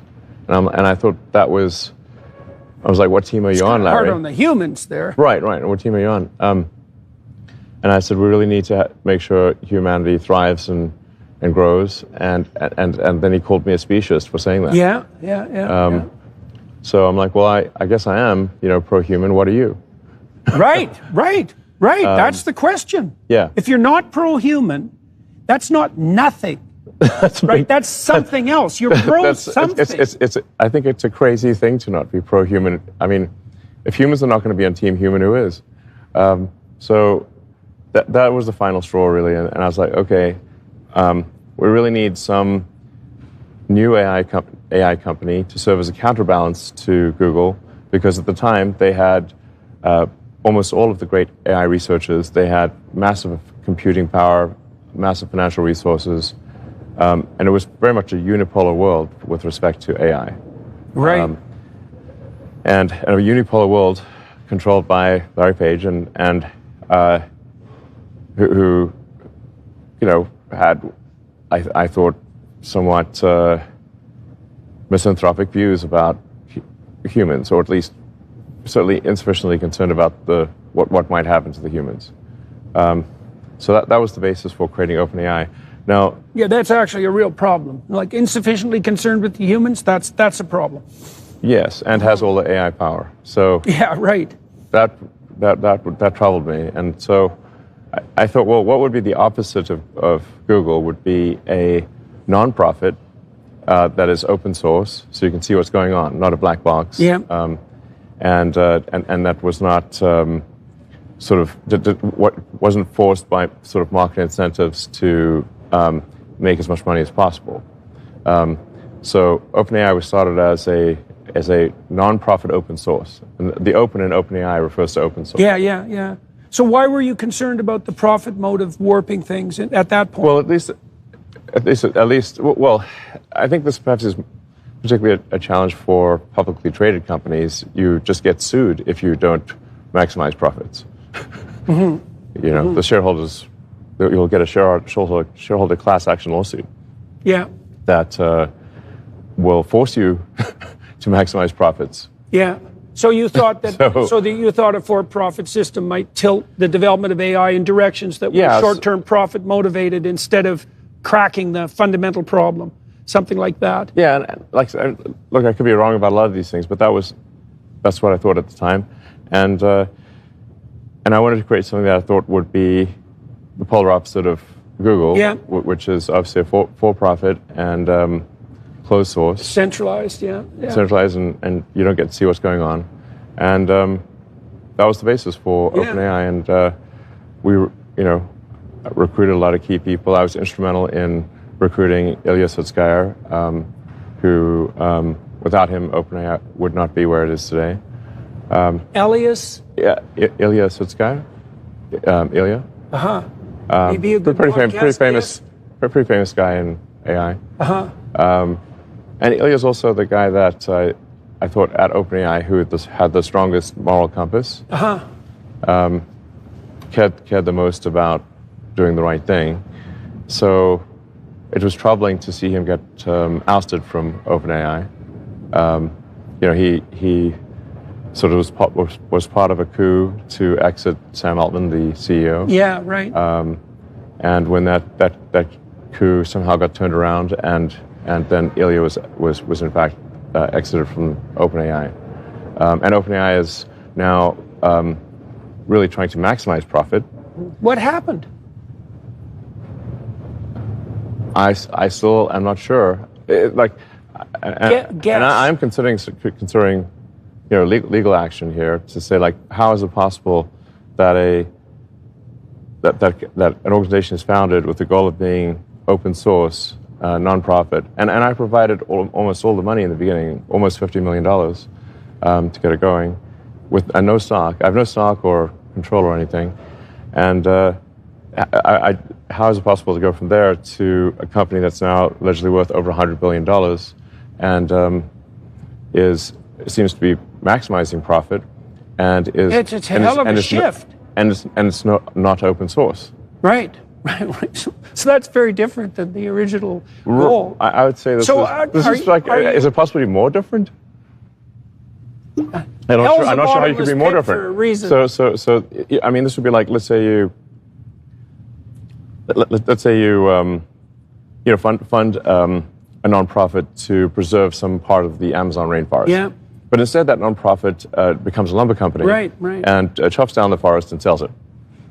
Now, you would think that it was that serious. Are you shocked by this? Are you shocked by what happened? Is that a... Yes, I'm concerned about it, and I have voiced those concerns over the years. And I don't think anybody understands it. Like, what the hell happened? I still don't know. Well, what do you think happened? Like, I mean, I don't want to push you, obviously, but I'm curious. It's like, how did that happen? It doesn't make sense to me. I would like an answer to that question too. So are you addressing that with Grok? Yeah. So, because maybe that's the solution. Rather, like, right. I'm sure the last thing you need is another immense legal battle. I'm still considering a legal challenge to at least. Perhaps to have the court explain to me how an organization that I funded for one purpose can do the diametrically opposed purpose, and that's okay, and become a for-profit. Right. Please just show me the trail of the breadcrumbs. Okay, I see. Why you want to do that? Because I'm confused, and this. Yeah, well, it's a high-stakes doesn't sound like it should be illegal. If I'm missing something here. Well, it sounds at least like it should be understood. At least. Right, at least that. What the hell happened here? Yes. You don't want that to happen, especially given what's at stake. Yes, exactly. OpenAI is the leader in AI. Yeah. Okay. So. Okay. So. And I'm somewhat worried that they've ingested the woke mind virus in the training. You can see some of that in the output results. We obviously saw that with Google Gemini as well. To absurd degrees. That was really quite sort of the comical. Miracle. Where it said, draw a picture of the founding fathers of the United States, and it's a group of diverse women. Yeah. This is a historical event. This is rewriting history. Yep. Yeah. No, that was really something. That was really something to see. Yes. That was like a jaw on the floor moment. Jaw on the floor moment, and wow. And then asking questions like, which one's worse, misgendering Caitlyn Jenner or global thermonuclear warfare? And it said misgendering Caitlyn Jenner. Like this. That's a priority problem. How powerful do you want this AI to get with beliefs like that? And I should, to Caitlyn Jenner's credit. Yes. Jenner said, I would really much prefer to be misgendered than have nuclear war. Well, that's good. That's good. Yeah. So there's a limit to all forms of good for Caitlyn. That's for sure. So quite sensible. Yes. Thank God for that. Yes. Performing better than the AI. Yes, but you can, and while it's sort of perhaps funny and ridiculous at this stage, imagine if the AI is... It's not that funny. I mean, it's semi-funny at this stage, but it's... the more powerful that AI gets, it could decide that is not merely that it wants to force that outcome, and simply say that eradicate its performative contradictions, right? And yes. act out what it believes. Yes, that's highly likely. It could conclude society is insufficiently diverse according to its programming, and will simply force that diversity by whatever means is necessary. Mm-hmm.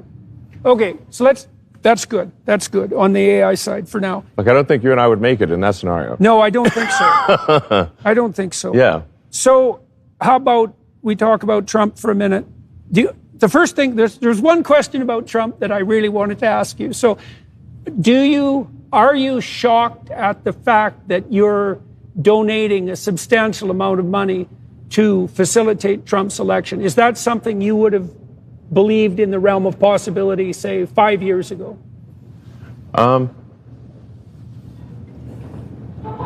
Well, and I want to diversify out into California. What's been reported in the media is simply not true. Okay.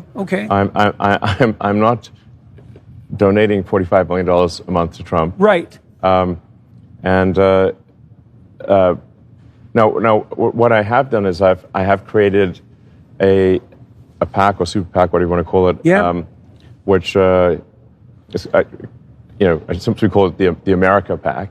Do you want to tell everybody who's listening what a PAC is? Because people don't know. It's a political action committee. Yeah. It's an organization. It's sort of a legal entity that can receive funding. That funding can then be used to help with political campaigns. Yeah. Okay. And how does that differ from a direct donation? There are specific limits on direct donations to candidates, and the PAC system is a way of putting a political structure in place that sort of runs parallel with the formal political system. And so you can donate money directly to candidates. That amount is fairly small. Yeah. Then and you can donate a lot more money to a political action committee or a super PAC. There are various rules that govern the operation of PACs and super PACs, but it certainly allows for a lot more money in the system than would otherwise be possible. Right. And these are used, to be clear, on the Democrat and Republican side. Yes. I actually think that... Right, so it's an open playing field on the PAC side. Yes. What are you hoping to accomplish with this, and what's the PAC called? It's called the America PAC. America PAC. Okay. Yeah, that's easy to remember. It's very easy to remember. Yeah. And it's actually not meant to be sort of a hyper-partisan PAC. It's actually the core principles of this America PAC are, the intent is to promote the principles that made America great in the first place. So I wouldn't say that I'm, for example, MAGA, or Make America Great Again. I think America is great. I'm more MAG, Make America Greater. And there's some core pillars, some core values that have, I think, made America great. Could you elucidate those? So one of them is being a meritocracy. Maybe as much of a meritocracy as possible, such that you get ahead as a function of your hard work and your skill, and nothing else. Which is why I would be opposed to, for example, things like DEI, Adrian Wooldridge documented the fact that the alternative to meritocracy historically is nepotism and dynasty. Absolutely. It's not equity. It's not equity. Correct. It's nepotism and dynasty. Exactly. Right. So that's very much worth knowing. Okay. Yes, so meritocracy has its price because it's a severe judge, but the alternative is nepotism and aristocracy, or dynasty. Okay, so meritocracy. What else? Clearly, America. It's not like America's been purely a meritocracy, but it has been more of a meritocracy than any other place. Right. Which is good. That's good. Which I regard as good. Yeah. Promoting meritocracy, promoting freedom. Freedom to operate, meaning like the least amount of government intervention possible. We want, and this is, I think, important to fight because the natural tendency over time, sort of almost like entropy, is that the hand of government gets heavier every year. Yep. The laws and regulations accumulate every year, and these laws and regulations are immortal. Right. So, that's the evil uncle of the king. A very, very old story. Very old story. The Egyptians were wrestling with that problem 4,000 years ago, right? Yeah, so you have to have you have to really take an active role in reducing the number of laws and regulations. Otherwise, as more and more laws and regulations are passed, eventually everything becomes illegal. Right. And you start getting into these Orwellian situations where... then everyone's poor and miserable. Well, where action A is illegal and action B is illegal, and there isn't anything you can do that is legal. Right.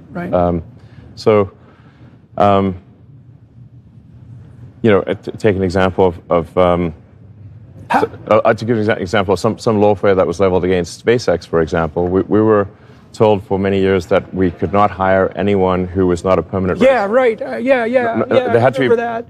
Well, so SpaceX develops advanced rocket technology, which is considered an advanced weapons technology because it's a core part of like intercontinental ballistic missiles. Yeah.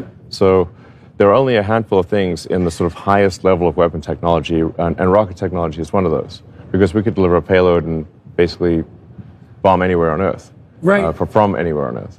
So I was told in no uncertain terms by the government that if we hired anyone who was not a permanent resident of the United States, they had to have either a green card or a citizen, that I would go to prison. Oh, yeah. Because the presumption, if somebody's not a permanent resident, is that they will leave the United States and take the rocket technology from SpaceX to potentially to countries that would cause harm to the United States. Right. Pretty, solid reasoning, I think. And then a few years ago, the Biden administration decided to sue SpaceX for failing to hire asylum seekers. Right. Yeah, I remember that. So we're told on the one side that if we hire anyone who's not a permanent resident, we go to prison. Now we're told if we don't hire asylum seekers who are not people who've been granted asylum. Seekers. They aspire to asylum. They're therefore not a permanent resident. But if we don't hire them, we also go to prison. Right. Well, the purpose of being damned if you do and damned if you don't is to make damn sure that you're damned. Correct. Right. So that's a kind of outcome. So, I mean, that seemed to be insane and unfair. And why did the Biden administration? Because they can only do so many big cases per year. There's a finite number they can do. Yeah. Why would the Justice Department, of all the injustices that occur, pick this as one of their biggest cases? Yeah. Why? Why do you think? Well, I think they probably had I don't know. There was some lawfare, I think. It was a. What do you think? I think it was political. I think it was relationship to you. Well, I don't know all the things, but this is before supporting Trump or anything like that. Yeah. In fact, I supported Biden, and before that Hillary, and before that Obama. So. Right. That's why I was asking if this comes as a shock. I don't know if it could just be random. It could be. They didn't tell us, why pick us? Why do such a crazy lawsuit? Random's a bad. Even if it is random, that's still bad. It's still I mean, bad. That's just a marker of incompetence. But if it's not random, well, it seems to me highly unlikely to be real. Yes, and also why attack SpaceX and not, say, Boeing or Lockheed? I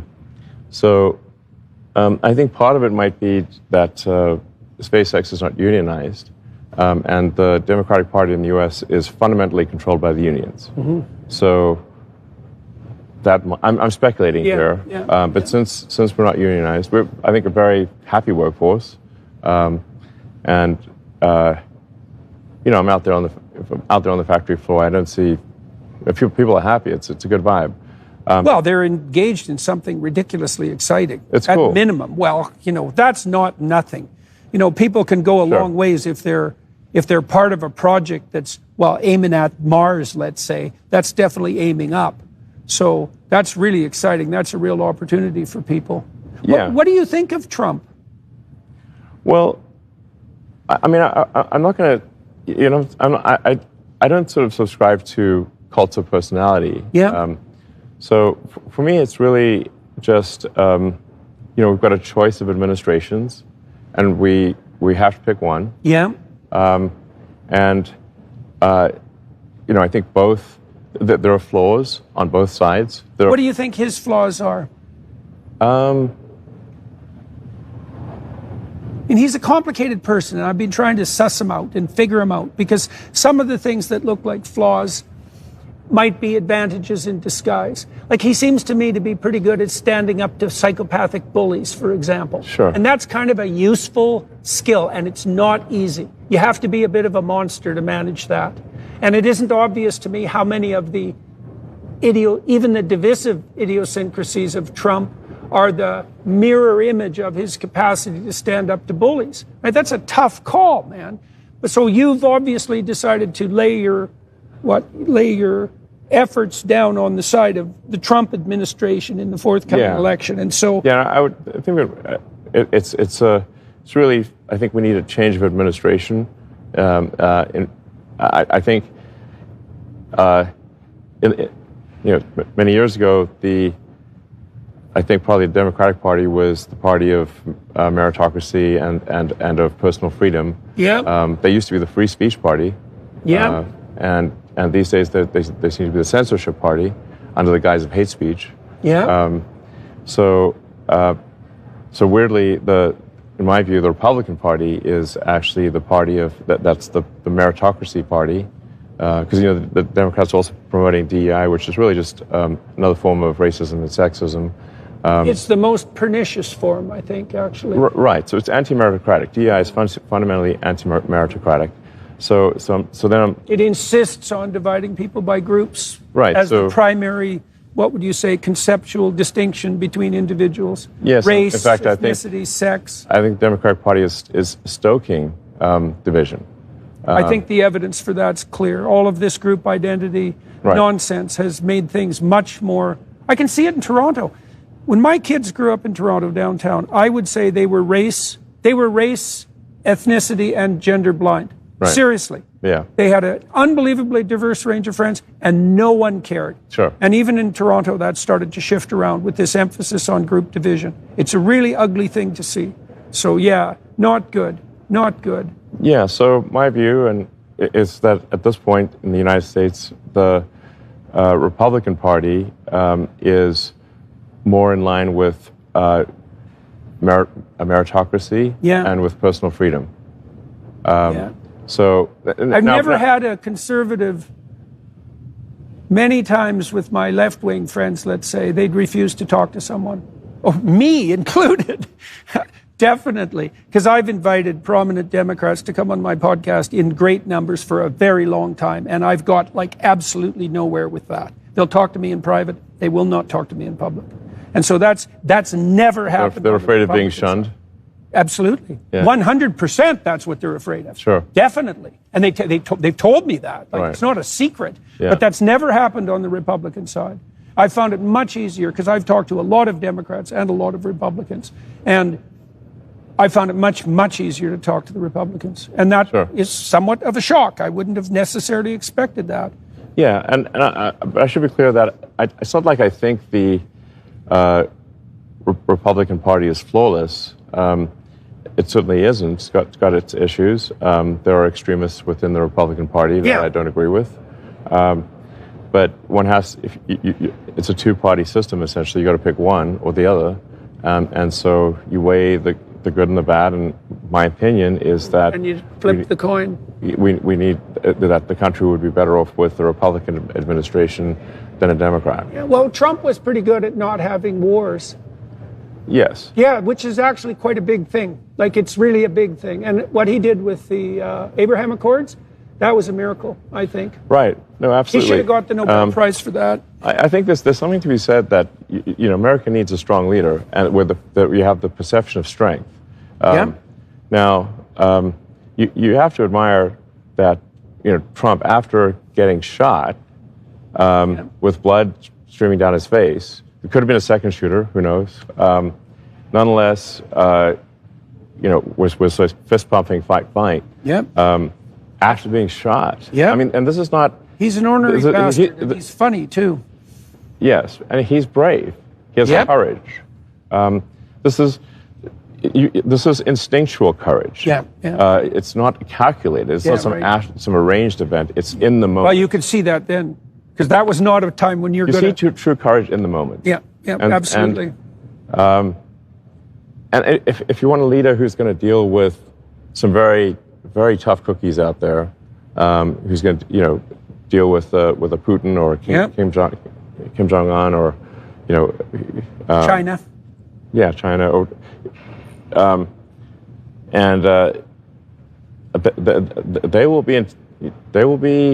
they'll think twice about messing with Trump.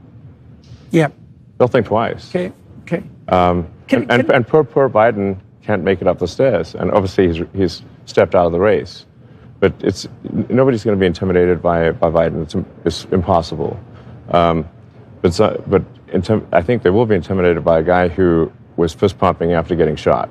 Well, we saw that, I think, in his administration. Because peace did reign, and that was quite. Well, that's a bit of empirical evidence. Can I ask you a little bit about one of the things that you've been relatively vocal about, and I understand that there's a personal connection to this as well. So I am, for what it's worth, I'm particularly unhappy with what my colleagues in the psychological field have done with regards to gender-affirming care. I think they are a pack of contemptible cowards. And I think that everyone who's been involved in this in relationship to minors should go to prison. I agree. Okay. Why do you agree? What's your oar in the water in this particular? This is the worst medical and psychological malpractice I've ever seen anywhere, including what I've done, what I've studied in reference to historical atrocity, eugenics, what do you call those, prefrontal lobotomy, even the sorts of things that were going on in Nazi Germany. At least the bloody Nazis knew it was wrong and tried to hide it. So what's your why are you engaged in this particular battle? I mean, you said you're going to move a couple of your company headquarters out of California because of the last legislative move that Gavin Newsom pulled with regards to the trans issue. So yes, I mean, to be clear, there were many things leading up to that point. I was clear, like, look, it's not that it's the one straw; it's just the final straw. Okay. So it's a cumulative issue. Fair enough. It's a cumulative issue. Right. So it's not dramatic grandstanding. It's no, and moreover, I've had conversations with Gavin Newsom before where I said, if you pass legislation like this, if you sign legislation like this, that, in my view, puts children in danger, I will move my companies out of California. And he knew that ahead of time. Okay, you've talked to him directly about this. What the hell is he doing? I cannot understand. I really cannot understand. I mean, the Democrats... He's pandering to the far left. Why did the Democrat moderates constantly pander to the far left? I worked with the Democrats in California for 5 years trying to get them to separate themselves from the far left. They wouldn't admit that they existed even, and they certainly would never separate them. They wouldn't admit, for example, that Antifa even existed. Sure. And so they're burning down buildings. There's this unbelievable blind spot with regards to the far left radicals, and the moderate Democrats I think they're useful idiots fundamentally. So well, I mean, going back to the so-called gender-affirming care, which is a terrible euphemism. That's for sure. It's really a child sterilization, is what it should be. No, there's mutilation too. Mutilation. We want to make sure that amalgam is. Sure, fair enough. It's child mutilation and sterilization. Under the guise of gender-affirming care and compassion. Right. It's evil. Literally can't imagine evil. anything worse than that. Yes, it's evil. You're taking kids who are obviously often far below the age of consent. Yep. Confused, miserable. Yes. The reality is that almost every child goes through some kind of identity crisis. It's part of puberty. Exactly. It's just part of growing up. It's very possible for adults to manipulate children who are having a natural identity crisis into believing that they are the wrong gender. Absolutely. And that they need to be the other gender, or they need to be a boy, or boy needs to be a girl, and that will solve all their problems. And that will solve their problems, and then they give them sterilizing drugs, which are called also a misnomer, puberty blocker. These are sterilization drugs, so they can never have children again. They can have double mastectomies, the mutilation. They have their forearms stripped to build non-functioning penises. It's macabre. We have an age of consent for a reason. That the reason you can't get, say, tattoos below age 18, or drink or drive. There are ages at which you can do things, because if we allow children to take permanent actions when they're 10, 12, 14 years old, they will do things that they subsequently greatly regret. Yes, I've interviewed a couple of people who've done exactly that, and it's damn painful. So I think you doing. Why are you willing to make this an issue? Do you think? It's sort of like the nameless issue. It happened to one of my older boys, where I was essentially tricked into signing documents for one of my older boys, Xavier. This was before I had really any understanding of what was going on, and we had COVID going on, and so there was a lot of confusion. I was told, Xavier might commit suicide if he. That was a lie right from the outset. No reliable clinician ever believed that. There was never any evidence for that. And also, if there's a higher suicide rate, the reason is because of the underlying depression and anxiety, and not because of the gender dysphoria. And every goddamn clinician knows that too. And they're too cowardly to come out and say it. Right? And so then we end up in exactly, when I saw that lie start to propagate, it just made the hair on the back of my neck stand up. It's like, I see. So you're telling parents that unless they agree to this radical transformation, that their children are going to die, and you think that's moral, and you think that's true. That is so pathological that it's almost incomprehensible. I can't imagine anything worse. I can't imagine a therapist doing anything worse than that, or sitting by idly and remaining silent while his colleagues are doing it. It's pathetic. It's incredibly evil, and I agree with you that people that have been promoting this should go to prison. It won't stop till that happens. Yeah. It'll just go underground. Puberty blockers are being accessed online by kids all the time through non-medical channels. So it's not going to stop. Yeah. Okay, so I see. So that's. So I was tricked into doing this, and it wasn't explained to me that puberty blockers are actually just sterilization drugs.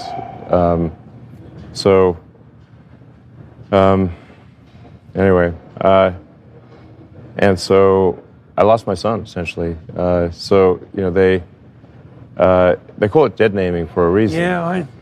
All right. So the reason it's called dead naming is because your son is dead. So my son Xavier is dead. killed by the woke mind virus. I'm sorry to hear that. Yeah. I can't imagine what that would be like. Yeah. So. Yeah, and there's lots of people in that situation now. Right. It's not pretty, and lots of demolished kids. Yes. Yeah, well, that's a good reason to be the final straw. All right, so let's. So I vowed to destroy the woke mind virus after that.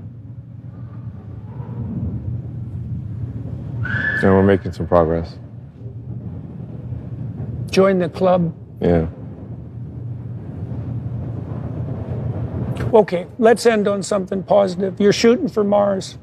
What do you think that's doing for people? Because it's kind of, I don't want to step out of my box here, but it's really interesting to me to watch you do this, because it's preposterous, right? It's a preposterous thing to do, to go to Mars. Yeah. And yet, I was old enough when the moon landing was happening to remember what that was like, right? It was an adventure. Positive adventure, everybody could participate in. It was an unbelievable technological accelerant, and it was a mark of faith in the West, I would say, right, in the might of the United States and the upward aim. And so I know you're playing, I don't mean in the game-like manner, that's what you're tapping into. What do you think you're doing with the Mars venture? Well, the Mars venture, I think, is part of the expansion of consciousness beyond Earth. So, I mean, I want to be clear that I don't think we should apply some vast amount of resources to Mars. I'm talking about less than 1% of our economic output should go to making life multiplanetary. But it is a natural extension of expanding the scope and scale of consciousness. So I think we want to do everything we can to make sure that Earth is going to be great for a long time, as long as possible, but also allocate a small amount of resources, like I said, less than 1% of our economy, to extending life beyond Earth, and ultimately to other star systems. Right, and so that's perfectly in keeping with what you described at the beginning of our discussion about the manner in which you resolved your crisis of faith as a child, your commitment to the validity of consciousness, your desire to, what would you say, facilitate its transformation, development, extension. That goes along with your pro-human ethos, right? So that's all thinking from first principles. Yeah. So I think you are stuck in the religious camp one way or another. So, like I said, you can call it. I don't mind it being called a religion, but I think. Yeah, well, I came here at least in part today to find out what the hell your religion was. So I want to end with this, if you don't mind. So I also asked you why you trust yourself in relationship to AI, and you said, well, I don't entirely, and so I thought that's a good answer. But, I mean, more broadly, like, you have a lot of admirers. There's a lot of people who are hoping that you're the guy that you, what would you say? That you're the guy who can do what you say you're going to do. And there's lots of evidence that you can. It's like, do you think it's reasonable for people to trust you? Well, I think so. I mean, I wouldn't say trust me entirely, but I think on balance, my track record suggests that I'm fairly trustworthy. What elements of it do you think suggest that particularly? Well, I've built a lot of companies that have done useful things. Yeah, you've built a lot of impossible companies that have done useful things. Yeah. Right. So that's an existence proof of sorts. Yeah, and do you accept the validity of entrepreneurial striving as an indicator of ethical conduct, which I think that's valid. Yeah, I wouldn't be able to recruit great people to work with me to build these companies. I think if I was like a really bad person, they wouldn't want to work with me. I think like one of the tests for assessing someone's character is to look at the character of their friends and their associates. Yeah. And while people can put up a mask themselves for their character. Their friends and associates will not. Yeah. And so you can judge a person's character by their friends and associates, and to some degree by their enemies. Right. You know, if evil people hate you, well, you might be doing something right. Okay, sir. Thank you. All right, thank you. Much appreciated. Very good to talk to you. It was a real privilege. You're welcome. Yeah. Good. All right. You bet.